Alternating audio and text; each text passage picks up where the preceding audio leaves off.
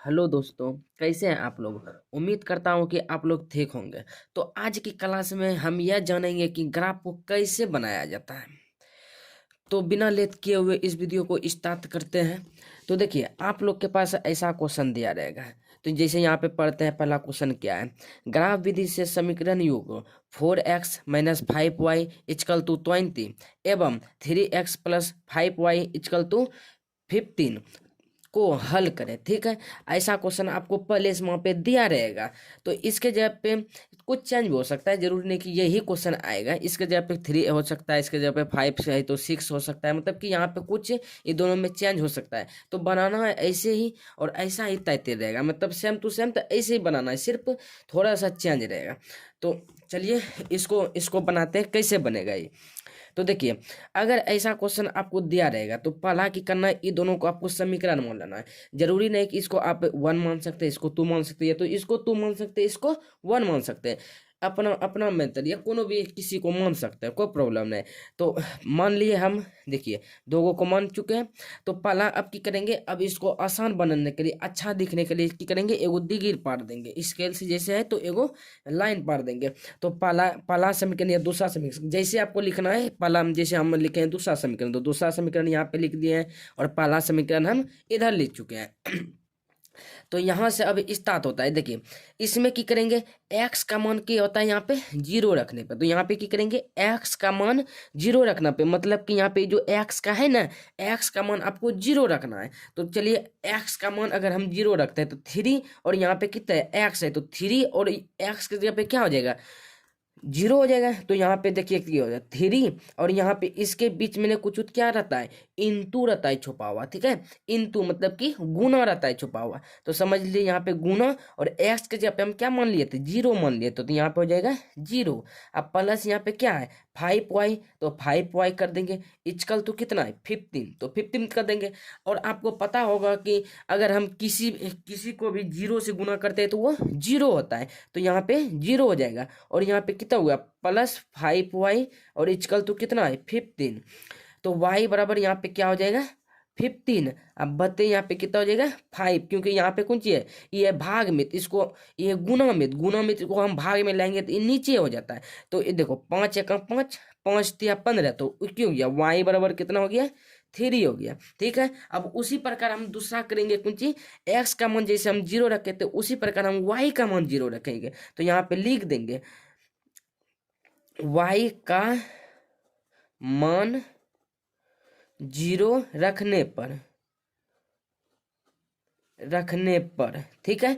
तो अब देखिए, y का मान यहाँ पे 0 रखेंगे, तो यहाँ पे समीकरण क्या है, 3x प्लस क्या है, 5, और की बोले y का मान क्या रख दिए हैं, 0 रख दिए, तो गुना कितना हो जाएगा, 0, और उसके बाद इक्वल तो कितना है, 15 है, तो उसके बाद की कर देंगे, 15 लिख देंगे। ठीक है, अब उसके बाद देखिए 3x और प्लस, अब बताइए यहाँ पे अगर जो किसी संख्या को अगर हम गुना से 0 से गुना करेंगे तो वो 0 ही आएगा। तो यहाँ पे कर देंगे 0, इक्वल टू कितना हो जाएगा, 15। तो यहाँ पे कितना हो गया, 3x इक्वल टू 15। उसके बाद क्या हो जाएगा, x बराबर 15, अब बते 3, क्योंकि ये है गुना में, इसको हम इधर भाग में लेके आएंगे तो इन बते में आ जाता है। तो 3 3 पचे 15 हो जाएगा। तो x बराबर क्या हो जाएगा, 5।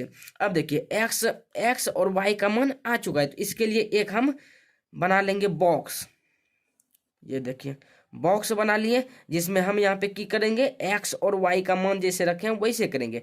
तो x और y, यहाँ पे x का मान क्या रखे थे, 0, तो y का मान कितना आया था, 3, तो x का मान रखते 0, तो y का मान कितना आया, 3, तो हम 3 लिख देंगे। उसके बाद देखिए, y का मान अगर 0 रखे तो x का मान कितना आया है, 5 आया है। ठीक है, तो यहाँ पे कितना हो गया, y का मान 0, तो x का मान कितना आया, 5 आया, तो 5 यहाँ पे लिख देंगे। अब जिस तरह पहला समीकरण किए उसी प्रकार हमको दूसरा समीकरण करना है। तो दूसरा समीकरण देखिए, यहाँ पे लिखा हुआ है x का मान 0 रखना पे, तो ठीक है, यहाँ पे 4 और गुना। अब आपको पता होगा कि यहाँ पे इंटू छुपा हुआ रहता है, मतलब कि गुना छुपा हुआ रहता है। तो 0 अब माइनस कितना हो जाएगा, 5y इक्वल तो कितना है, 20, तो यहाँ पे 20 कर देंगे। तो यहाँ पे 0 अब माइनस 5y इक्वल टू 20, यहाँ पे कि y बराबर कितना हो जाएगा, 20 बटे 5। अब देखिए ये जो माइनस है ना, माइनस है, देखिए यहाँ पे है माइनस। अब माइनस है तो ये कुछ गुना है, गुना इसको अगर हम ले जाएंगे भाग तो ये जो माइनस है, माइनस भी उठ के इधर चल जाएगा। ये नहीं कि सिर्फ खाली 5 आ जाएगा, माइनस भी जाएगा, तो माइनस भी चल गया तो इसको हम कटा दिए, 5 एका 5, 5 चौके 20, तो y बराबर कितना हो जाएगा 4। अब बताइए 4 आ गया तो उसके बाद ये जो माइनस है, माइनस इसी के साथ रहेगा, इन्हीं के माइनस को हटा दीजिएगा, नहीं तो आपको गलत हो सकता है। तो जैसे x का मान हम 0 रखे थे, उसी प्रकार हमको y का मान रखना है 0। तो अब देखिए यहाँ पे लिख देंगे y का मान 0 रखने पर, 0 रखने पर, ठीक है। अब बताइए y का मान इसको 0 रखेंगे तो यहाँ पे कितना है 4x माइनस 5 गुना, क्योंकि y का मान हम रख रहे हैं 0, तो यहाँ पे कर देंगे 0 इक्वल टू कितना है 20। तो यहाँ पे क्या करेंगे हम 20 लिखेंगे, ठीक है। अगर हम 20 लिख दिए तो अब उसके बाद कितना हो गया, इसको सॉल्यूशन करना है 4x, अब इसको गुना करेंगे तो क्या हो जाएगा 0 हो जाएगा, इक्वल टू कितना है 20, तो यहाँ पे 20 लिखेंगे। अब उसके बाद क्या हो जाएगा 4x इक्वल टू 20, तो x बराबर इक्वल टू कितना हो जाएगा 20/4।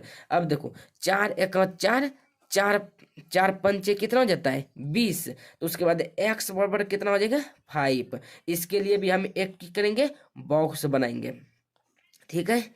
इस बॉक्स को बनाना ही है, नहीं तो आपका एग्जामिनर गलत कर सकता है। x और y, अब बताइए x का मान अगर हम 0 रखे तो y का मान कितना आया था -4 आया था, ध्यान रखिएगा। x का मान 0 तो y का मान कितना -4, ठीक है। अब उसके बाद देखिए y का मान अगर 0 रखे तो x का मान कितना आया है 5 आया है, तो y का मान 0 तो x का मान कितना आया है 5, तो यहाँ पे हम 5 लिखेंगे। चलिए इसको ग्राफ पे बतलाते हैं। ग्राफ बनाने के लिए आपको पहले इतना खींचना पड़ेगा, यहाँ तक आपको करना पड़ेगा, तब आप ग्राफ बना सकते हैं। तो यहाँ पे देखिए ऊपर पे लिखा है एक बड़ा घर बराबर एक मतरक। अब इसको हम क्यों लिखें, आप लोग बोल सकते हैं कि हाँ इसको हम आप क्यों लिखे हैं, तो इसको इसलिए लिखे हैं क्योंकि यहाँ पे देखिए एक बड़ा घर बराबर हम कितना लिए हैं, एक मतरक ही लिए है ना। अगर यहाँ पे 100 आ जाता है तो हम 10-10 करके लेते, तो एक बड़ा घर बराबर हमको 10 मतरक लेना पड़ता है, लेकिन यहाँ पे कितना लिए हैं एक ही लिए हैं, तो इसलिए हमको एक बड़ा घर बराबर हम एक मतरक ही माने। तो चलिए तो इतना आपको पहले खींच लेना है। तो यहाँ पे देखिए माइनस कैसे कैसे किए आप लोग वो जानते होंगे। तो देखिए यहाँ पे पहला समीकरण यहाँ पे क्या आया था, x बराबर अगर हम 0 रखे तो y बराबर कितना आया था 3 आया था, तो 3 आया था। देखिए x बराबर, देखिए x बराबर अगर हम 0 रखते हैं तो y बराबर कितना आया है +3 आया है, देखिए +3 आया ना, +3 में आया, तो यहाँ पे हम क्या करेंगे +3 में एगो बिंदी करेंगे, ठीक है।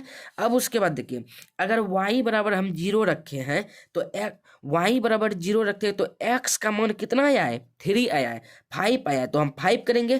तो देखिए y का मान 0 तो x का मान कितना आया है 5 आया है, तो x का मान हम 5, तो यहाँ पे एक बिंदी करेंगे, ठीक है। तो अब इसको हम स्केल के मदद से हम इसको मिला देंगे, ठीक है।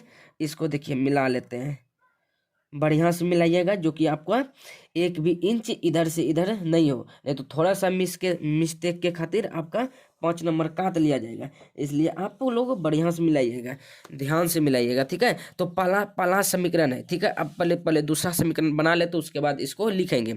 तो दूसरा समीकरण में क्या कर रहा है, x बराबर हम 0 करते हैं तो y बराबर कितना है -4 है, तो x का मान 0 तो y बराबर कितना कर रहा है -4 है, तो y का मान कितना है, ये देखिए y1, ये y का मान, ये क्या है x का मान, तो y का मान -4 कर रहा है, तो x बराबर 0 तो y का मान कितना हो गया -4, तो यहाँ पे हम -4 कर दिए, ठीक है।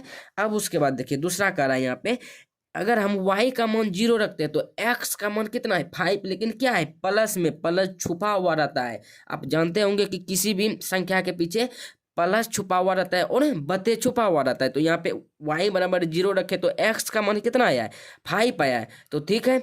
लेकिन प्लस में आया है 5, प्लस में आया है 5, तो ठीक है, प्लस में आया 5 तो हम प्लस में ही करते हैं। तो y का मान 0 तो x का मान 5, तो y का मान हो गया 0 तो x का मान कितना हुआ है 5, लेकिन क्या है प्लस में है, तो प्लस में है तो यहाँ पे है, देखिए यहाँ पे प्लस है नहीं, यहाँ पे प्लस है, देखिए प्लस और यहाँ पे और दोनों। अब इसको क्या करेंगे स्केल के मदद से हमको मिला लेना है, ठीक है।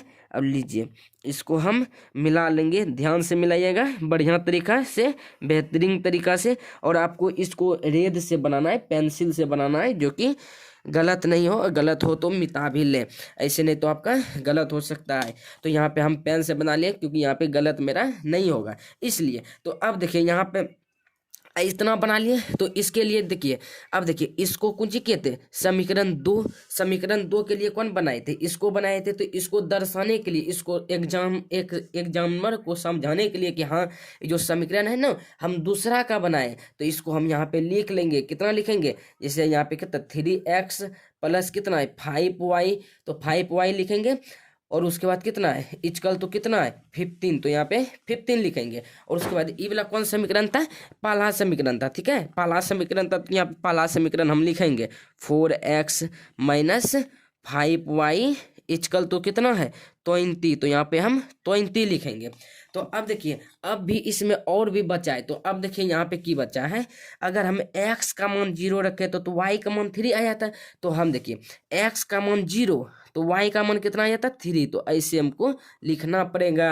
अब उसके बाद देखिए यहाँ पे, जैसे यहाँ पे कुछ y का मान 0 तो x का मान कितना आ जाता है 5, तो पहले x का मान लिखेंगे तो 5 और यहाँ पे 0, ऐसे लिखना पड़ेगा। और यहाँ पर भी जैसे है, तो यहाँ पे दूसरा समीकरण में तो x का मान कितना है 0, तो y का मान कितना आया -4 आया, तो x का मान कितना है 0, तो -4, ऐसे हमको लिखना पड़ेगा। और यहाँ पे तो वही है, ये है, ठीक है। तो आई होप आप समझ गए होंगे कि ऐसे ग्राफ बनाया जाता है।